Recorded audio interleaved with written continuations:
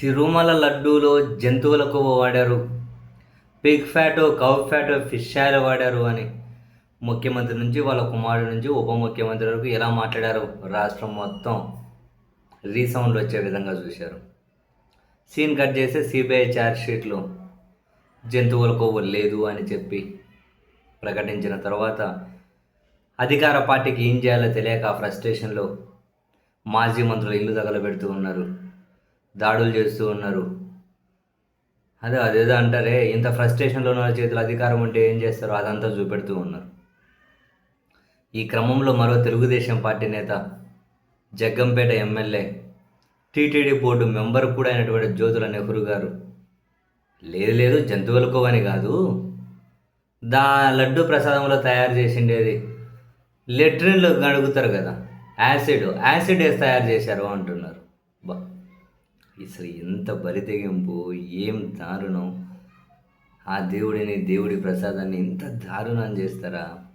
TTD member ఆయన, Jaggampeta TDP MLA.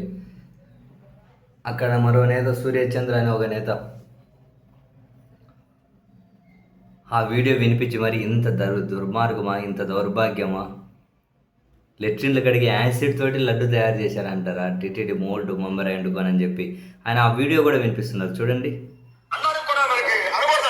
ఆయన ఫోన్లో చూపించారు. ఒకసారి సార్, అసలు మీరు ఏమనుకుంటున్నారు? అది నెయ్యి పదార్థం కల్తీ నెయ్యి అంటున్నారు.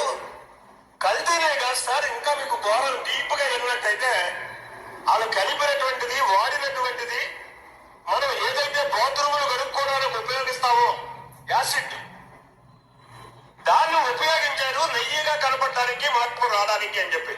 అంటే ఎంత నికృష్టమైనటువంటి పని అండి ఇది. అంటే హిందువులంటే ఎంత బాత్రూంలో కడుగుతారు కదా యాసిడ్, అదేసి ప్రసాదం చేశారట. ఈయన TTD board member, TDP MLA. ఎంత దారుణం చేస్తున్నారా తిరుపతి లడ్డూను! జంతువుల కొవ్వు నుంచి ఇప్పుడు బాత్రూమ్ కడిగే యాసిడ్ వరకు వచ్చారా? బాత్రూమ్ కడిగే యాసిడ్తో తయారు చేస్తారంటారా? అసలు నాకు తెలిసి దేవుడి మీద విశ్వాసం లేని వాళ్ళు ఎవరైనా ఉన్నా వాళ్ళైనా గౌరవిస్తారు ఎదుటి వాళ్ళ గౌరవాన్ని.